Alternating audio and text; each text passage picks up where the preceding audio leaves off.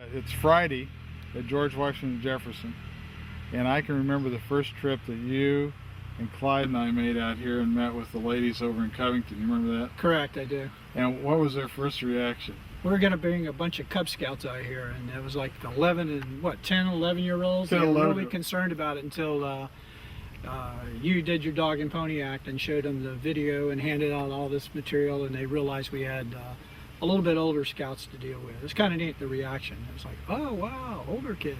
Everywhere we've been, we've Mark Twain at Manti LaSalle, and now here, the Forest Service has reacted very well. They've been very supportive, and they've been very excited about the work we've done.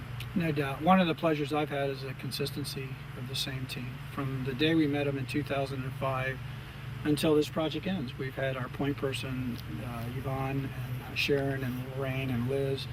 And then we were blessed about a year ago with Mike Tripp in the Unified Command. He became the incident commander. So we've been lucky, and I know they're happy. I know they're satisfied. And very pleased. They had a little problem with the incident commander from our side, but other than that, things are great. They got you straightened out? They got me straightened out. Good. You know, yesterday we went out, Carrie and I went out with Jack Butler, and we were able to go up and see two of the squads working, and we worked with them for a while. And it was really fun to see how much enjoyment the youth were getting out of the work. And the prayer at lunch, one of the young men prayed that the work they'd done would be satisfactory and that would be lasting, I think was what he said. I thought that was really awesome. There's been some incredible stories this week, and there's a lot of them out there, and that's just one example. And I shared this with you the other day as I watched the Forest Service engineer work with the squad and taught them how to do transit and set lines and levels, and then he just kind of moved away and let the squad, the group of young airmen, set the next pad. And later in yesterday, I believe it was, when I saw that same engineer from the earlier part of the week, he point blank told me they could have never done this, and these kids did it much better than what their contractors did and what the Forest Service could do. So that's pretty amazing. But furthermore, he said to me that if this is what's going to lead our country in the future, we're okay. Good. I thought that was neat. You know, one of the things I mentioned last night at the group meeting, everywhere I've been, people have said one of three things, or maybe even all three of them. And they've said, gee, why didn't you do this sooner? We really love this. Two, when are we going to do this again? And I kind of say, well, yeah, we'll talk about that later. That's right, later. And number three, I think this is the best OA or Boy Scout event I've ever been involved in. And I know you've been hearing that all week, too. Yeah, there's no doubt. The people had a great time. The kids, the adults, nothing but great feedback. So, yeah. Good. The other thing I was talking with Matt about it at Mark Twain, you know, you look around and you think about all the people that have been involved in the program who have worked many, many years and months over time getting them involved. And the hardest part, I think, about the role I'm in or the role you're in is being able to say thanks, because these guys are all out here doing it because they believe it and they're passionate about it, but really want to make sure they understand and how much we appreciate what they've done, because this is a historic event. I don't know if you could ever find the right words to say thank you to this great group of people.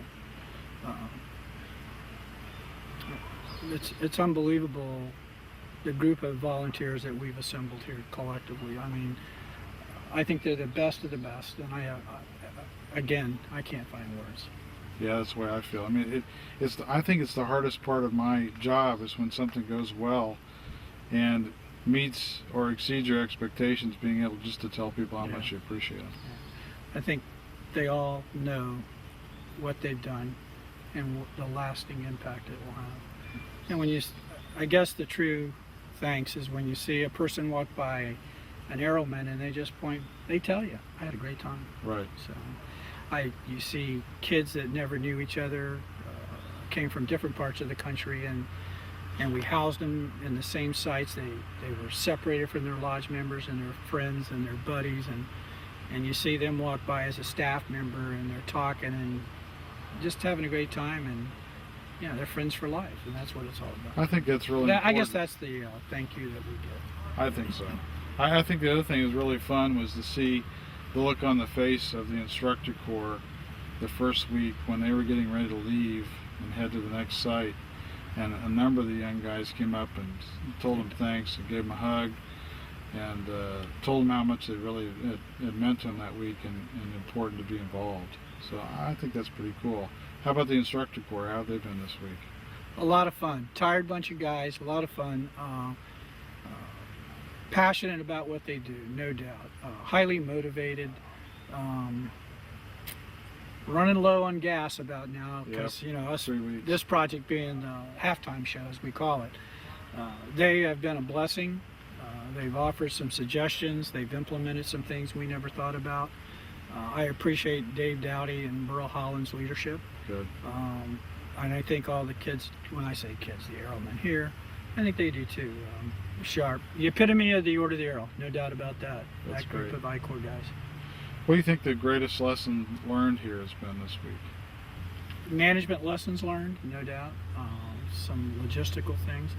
One lesson is, I agree with you, we need to do it again, but we need to think about how we want to do it again, at what level.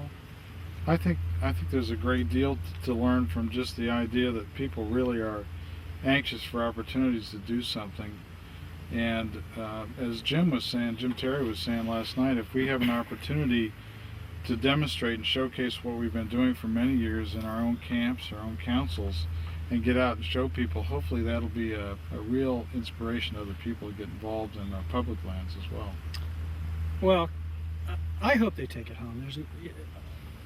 I'm committed to that primarily because of my background. I was advocating that we do this in the local communities before we did it on the national. So we've set the tone. I think so. And there's absolutely no reason why a lodge can't take this back and do a similar project in their own community, whether it's an urban community or inner city playground or tot lot, to provide some type of service to them. And a state park, same thing can occur. Ron, why don't you tell us what the 3 areas were you really worked on this project, and the areas you affected, and what the results were? We will. In the Warm Springs project, we completed 6 walk-in camp pads and 2 National Forest standards. It goes back to the engineer showing the kids how to do transit lines. And also part of that Warm Springs project, we did a lake connecting trail around an RV campground obviously to the lakefront. In distance, a little under a quarter of a mile. And then the other part of that was a connecting trail of 3 miles in the state park into the National Forest. That was the Warm Springs project. At the James River project, the forest folks set up priorities, and their priority was to complete a multi-purpose trail at what we call the Peters Ridge, and it was 7.5 miles of new construction. And I spent a day out there. It was really interesting. The strike team, the I-Corps strike team, took on the greatest challenge. They literally cut away the side of a mountain, easily a 45-degree angle, and then all our participants continued the construction and the brushing of the rest of the trail. And the other trails that existed there were connecting trails that augmented the multi-purpose trail. And as you very well know, today we got 440 people out in the woods finishing up the last little bit of that project. James River has been interesting. Mobilizing and getting people in the woods every day from the base camp to James River, which is a good hour's drive as well, has gone extremely well. And the people are coming back with a laugh and a smile on their face in spite of the travel time. So those were our two projects. Well, I remember when we first came out here just walking straight up the ridge, and yesterday when we were working on that, that's a beautiful trail. Yeah. And that's where we cut the mountain half away, you know. I thought the quote that was in the newsletter for the day was really great from the young man who said, "Yeah, I came out here and worked and participated, but more importantly, I made a lot of new friends." Yeah. I think that's really what's important. Well, I really appreciate all the work you've done. It's a lot of work, but it's really paid off, and everybody's very excited about what's going on. People are reacting to it in the media, And we really are having a great success, I think, and I really appreciate all the work you do. Well, thank you. I appreciate your support. And we've had a great team. Couldn't have done it without that group of guys making it happen. So I've had a lot of fun, and I look forward to the next event.